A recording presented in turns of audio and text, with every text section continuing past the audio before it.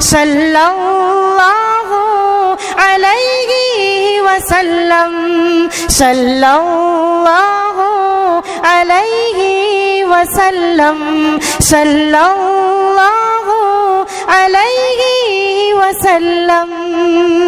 اللہ الرحمن الرحیم.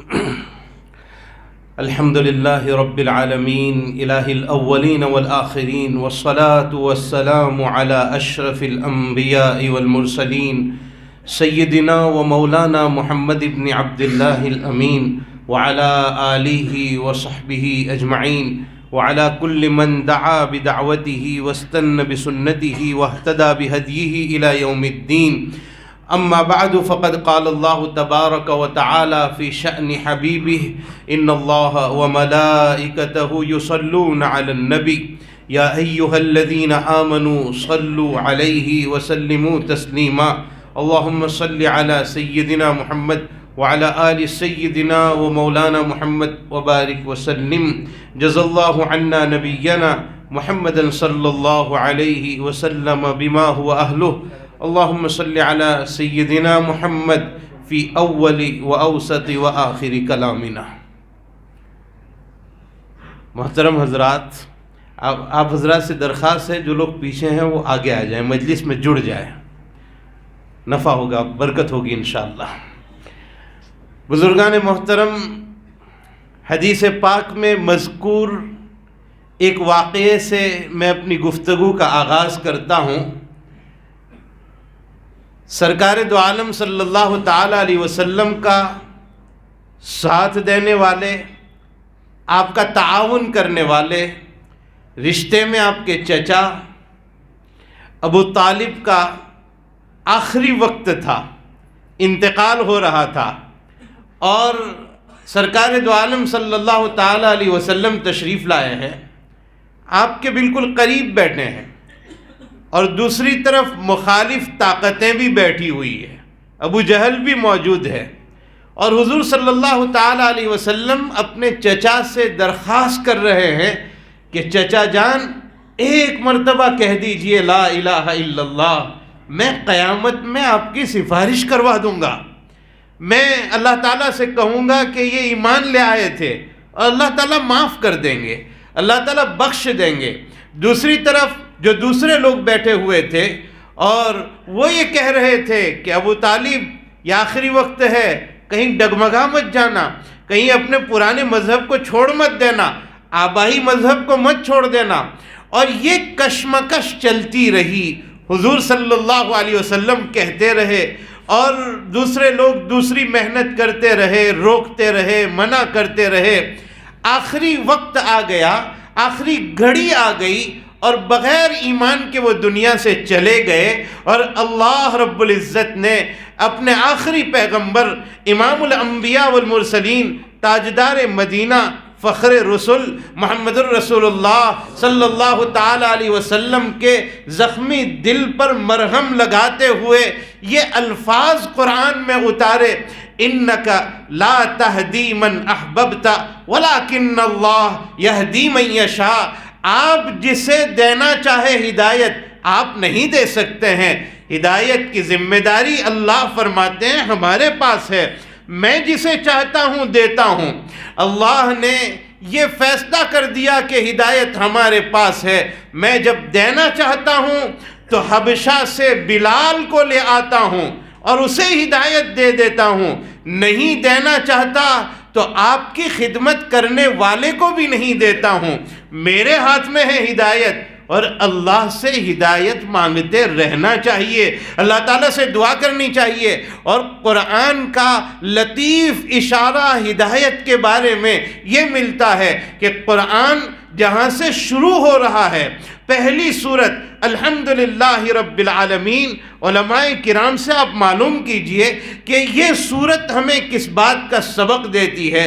اس سورت میں جو کچھ کہا گیا ہے اس میں ایک بات یہ بھی ہے کہ دعا کرنے کا سلیقہ سکھایا گیا ہے، طریقہ سکھایا گیا ہے. اور دعا کرنے کا جو طریقہ سکھایا گیا اس میں کون سی دعا سکھائی گئی؟ فرمایا اہدنا الصراط المستقیم، اے اللہ سیدھے راستے کی ہدایت عطا فرما. اللہ سے ہدایت مانگنی چاہیے. اور ضروری ہے کہ اللہ ہمیں ہدایت عطا فرما دیجئے، ہم مرتے دم تک ہدایت پر چلیں، صحیح راستے پر چلیں، صراط مستقیم پر چلیں۔ ایسا فیصلہ ہمارے بارے میں کر دیجئے، کہیں ایسا نہ ہو کہ آخری لمحہ آ جائے اور دنیا بکتے بکتے ہم دنیا سے چلے جائیں، ایسا نہ ہو۔ آخری لمحہ بڑا قیمتی ہوتا ہے، اللہ تعالیٰ سے خاتمہ بالخیر کی دعا مانگنی چاہیے، ورنہ کئی مرتبہ ایسا ہوتا ہے۔ بخاری شریف کی حدیث ہے، سرکار دو عالم صلی اللہ تعالیٰ علیہ وسلم کے ساتھ رہنے والے، حضور کی خدمت کرنے والے ایک قبیلے کے لوگوں نے حضور صلی اللہ علیہ وسلم کو ایک خدمت گزار، ساتھ رہنے والا، آپ کی خدمت کرنے والا، آپ کا کام کرنے والا ایک غلام آپ کو ہدیے میں دیا، اور وہ حضور کے ساتھ رہتے تھے۔ مدعم نام ان کا بتلایا گیا ہے، حضور کے ساتھ رہتے تھے، ایک جگہ پڑاؤ ڈالا تھا، اور اس پڑاؤ میں سے آپ صلی اللہ تعالیٰ علیہ وسلم نے اس پڑاؤ میں آرام فرمایا۔ جب کوچ کرنے کا ارادہ کیا تو وہ غلام جسے مدعم کے نام سے یاد کیا جاتا ہے، وہ اونٹ کا کجاوا باندھ رہا تھا، حضور کے لیے اونٹنی تیار کر رہا تھا، اور اب تیاری تھی کہ حضور صلی اللہ تعالیٰ علیہ وسلم اس سجائی ہوئی اور تیار کی ہوئی اونٹنی پر اب سوار ہو جائے اور خدمت مدعم کر رہا ہے کہ اچانک ایک تیر آیا اور مدعم کو لگ گیا اور وہ نیچے گر گیا، انتقال ہو گیا۔ صحابہ باتیں کرنے لگے، ہنیئا لہ الشہادہ، مبارک ہو اس کے لیے شہادت، کتنا خوش قسمت آدمی تھا، حضور کی خدمت میں رہا اور حضور کی خدمت میں رہ کر اس نے اپنی جان اللہ کے حوالے کر دی، بڑا مبارک بات ہے۔ حضور نے ان باتوں کو سنا اور حضور صلی اللہ علیہ وسلم فرماتے ہیں، اے میرے صحابہ، تم اس کی شہادت کے بارے میں کہہ رہے ہو کہ اس کی شہادت مبارک ہو، میں برابر دیکھ رہا ہوں کہ مال غنیمت کہیں رکھا ہوا تھا اور ابھی تقسیم نہیں ہوا تھا، اور بغیر میری اجازت کے اس نے ایک چادر اس مال میں سے نکال لی ہے، میں آگ بن کر اس کے اوپر جلتے ہوئے دیکھ رہا ہوں۔ ابھی حضور کے ساتھ رہیں۔ آخری وقت کے بارے میں سوال کرنا چاہیے اللہ تعالیٰ سے کہ اللہ ہمارا آخری وقت اچھا ہو۔ مصر کی جامع مسجد، بہت بڑی مسجد، اور اس کے منارے پر جب اذانیں ہوتی تھی، جبکہ یہ مائک کا نظام نہیں تھا، اور مؤذن بلندی پر چڑھ کر اللہ کا نام بلند کرتا تھا، اللہ اکبر کی صدائیں بلند کرتا تھا، ایک مؤذن مصر کی بڑی مسجد، مصر کی جامع مسجد کے منارے پر چڑھ رہا تھا اللہ اکبر کی صدائیں بلند کرنے کے لیے، اور اچانک اس کی نظر نیچے پڑی۔ مسجد کے بغل میں کچھ نئے لوگ رہنے کے لیے آئے تھے، اس میں کوئی نوجوان لڑکی تھی، مؤذن صاحب کی نظر اس کے ساتھ لگ گئی اور مؤذن کے دل میں اس کی محبت اتر آئی۔ اب مؤذن صاحب اذان کے لیے نہیں جا رہے ہیں، نیچے اتر رہے ہیں، اور نیچے اتر کر اس کے یہاں جا رہے ہیں جو نیا آدمی رہنے کے لیے آیا ہے، اور بہت میٹھی میٹھی بات کر کے مؤذن صاحب یہ کہہ رہے ہیں کہ آپ نئے آدمی ہو، ابھی رہنے کے لیے آئے ہو، کوئی کام ہو تو ہمیں بتلانا، ہم آپ کا تعاون کریں گے، آپ کی مدد کریں گے۔ اور سامنے والا آدمی یہ سمجھ رہا ہے یہ ہمارا خیر خواہ ہے، اور یہ کہتے ہوئے کہا آئیے آئیے ہمارے گھر میں آئیے۔ اب یہ مؤذن گھر میں جا رہے ہیں اور دل میں ارادہ ہے کہ اب وہ چاند کا ٹکڑا میری نظروں میں آئے گا، میں اسے دیکھوں گا، بد نظری کروں گا، اور جاتے جاتے کہیں قدم پھسل گیا، نیچے گر گیا، مؤذن صاحب کا انتقال ہو گیا۔ میرے بھائیو ذرا تصور کرو، اگر یہ منارے پر اللہ کا نام بلند کرنے کے لیے گئے ہوتے اور گر جاتے تو اللہ شہادت کا درجہ عطا فرماتے، لیکن یہ کہاں گرے ہیں اور کس حالت میں ان کا انتقال ہوا ہوگا۔ اس لیے میرے بھائیو آخری وقت کے بارے میں دعا کرنی چاہیے اللہ تعالیٰ سے کہ ہمارا آخری وقت آ جائے، آخری گھڑی آ جائے، اور ہماری زبان پر کلمہ طیبہ ہو، لا الہ الا اللہ کی صدائیں ہماری زبان پر ہو، اور اللہ ہم سے راضی ہو، اور اس حال میں ہماری جان نکل جائے، اس حال میں ہمارا انتقال ہو جائے، تو ہمارا کام بن جائے گا، دنیا بھی بن جائے گی، عقبہ بھی بن جائے گی۔ اللہ راضی ہے تو سب کچھ اچھا ہے، اور اللہ ناراض ہے تو کوئی چیز کام کی نہیں ہے۔ آخری وقت کے بارے میں آج تہیہ کر لو. یہ خانقاہی پروگرام ہے، یہ اصلاحی پروگرام ہے. ہم بھی اپنی اصلاح کرنے کی فکر کریں، آپ بھی اپنی اصلاح کی فکر کرو. ورنہ میرے بھائیوں، یہ اللہ تعالیٰ نے ہمیں مسلمان بنایا ہے، پتہ نہیں آخری گھڑی کس حالت میں آ جائے. اللہ سے دعا کرتے رہنا چاہیے، مانگتے رہنا چاہیے. اور جہاں کہیں ہماری نظر کہیں ایسی جگہ پر پڑے کہ کہیں بت پرستی ہو رہی ہو، کہیں غیر اللہ کی پرستش ہو رہی ہو، کہیں غیر اللہ کے سامنے سجدہ کیا جا رہا ہو، کہیں سورج کا نمن کیا جا رہا ہو، اور کہیں کسی کے سامنے پوجا پاٹ کی جا رہی ہو، تو اللہ کے واسطے زندگی میں کبھی یہ مت بولنا کہ ان کے پاس عقل نہیں ہے کہ کیسی چیز کی یہ پوجا کر رہے ہیں. مت بولنا میرے بھائیوں. دعا کرنا اللہ انہیں بھی ہدایت دے، اللہ ہمیں بھی ہدایت دے. اللہ کی ہدایت کے بغیر کام نہیں چل سکتا. اگر ہم نے یہ سوچ لیا کہ ان کے پاس عقل نہیں ہے تو اللہ ہماری توفیق کو چھین کر ہمیں عقل کے حوالے کر دینے پر قادر ہے. آپ نے سنا ہوگا ابو عبداللہ اندلوسی کا وہ واقعہ کہ جو شبلی کے شیخ ہوتے تھے اور وہ کہیں راستے سے گزر رہے تھے اور عیسائی لوگ صلیب کی پرستش کر رہے تھے، اور انہوں نے یہی سوچا تھا کہ ان کو عقل نہیں ہے، یہ کس کی عبادت کر رہے ہیں، کس کی پرستش کر رہے ہیں. میرے اللہ نے ان کے دل سے توفیق کو چھین لیا اور فرما دیا جا تیرے پاس عقل ہے، اپنی عقل کی روشنی میں ایمان پر رہ کر بتلا. اللہ نے توفیق چھین لی. ایک لڑکی کے اوپر عاشق ہو گئے، عیسائی لڑکی پر عاشق ہو گئے، سور چرائے، خنزیر کی نگہبانی کی، اس لڑکی سے شادی کرنے کے لیے اپنا سب کچھ داؤ پر لگا دیا. 1 سال کا وقت گزر گیا. شبلی آئے اور شبلی نے پوچھا، استاد محترم، شیخ وقت، آپ کہاں تھے، یہ کس حالت میں آ گئے؟ آپ کو پتا ہے آپ کو قرآن یاد تھا، کیا قرآن کی کوئی بات یاد ہے؟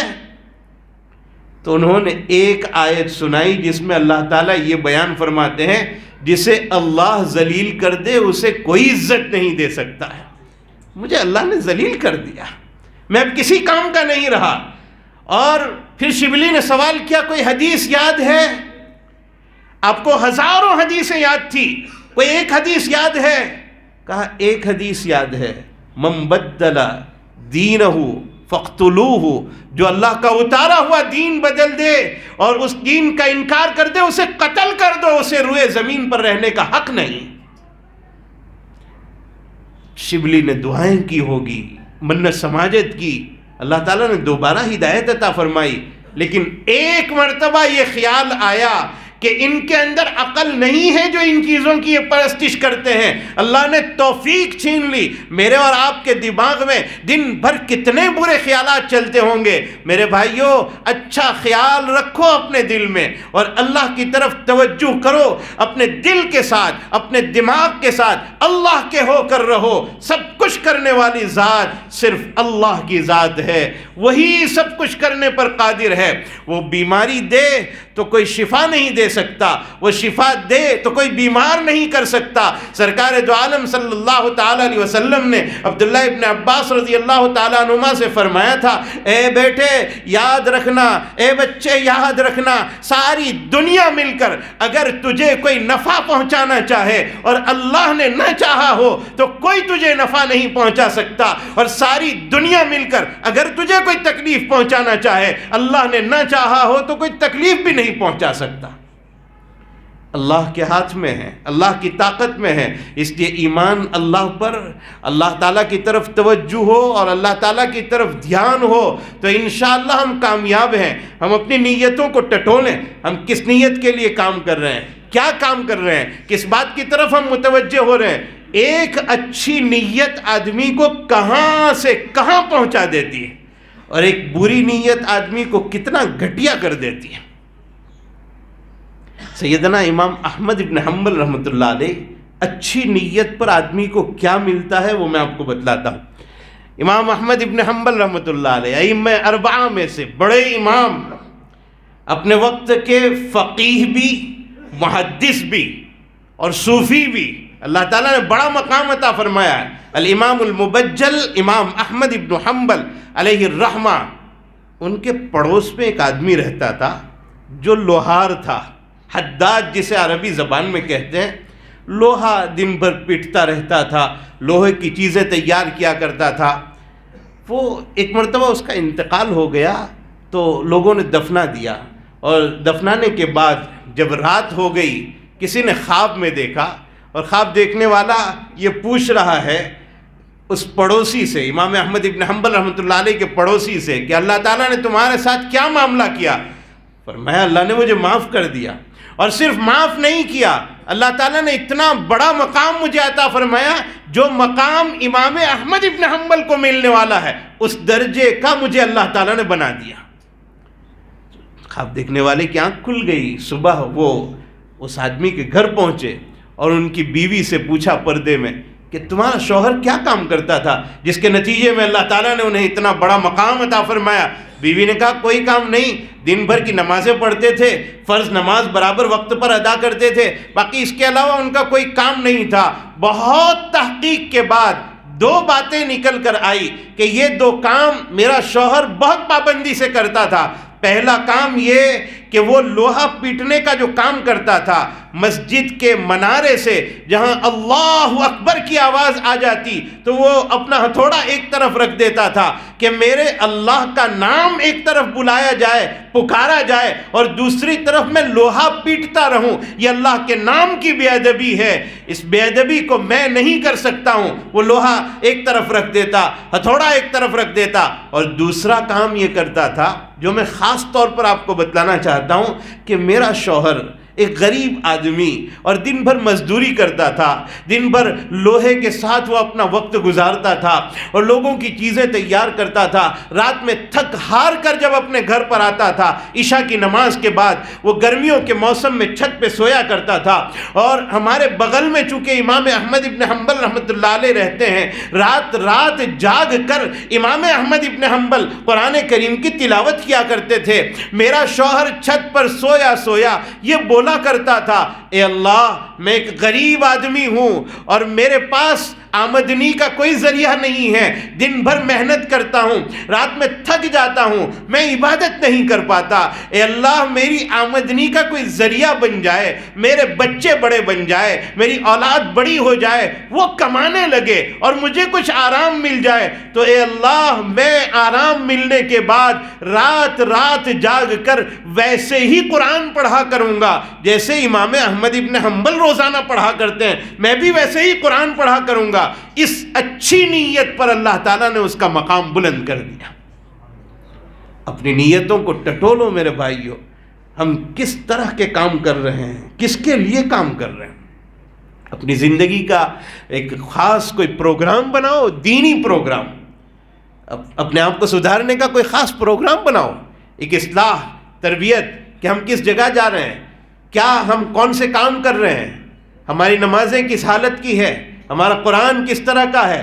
قرآن کریم کو پابندی سے روزانہ تلاوت، روزانہ کی پابندی کے ساتھ تلاوت۔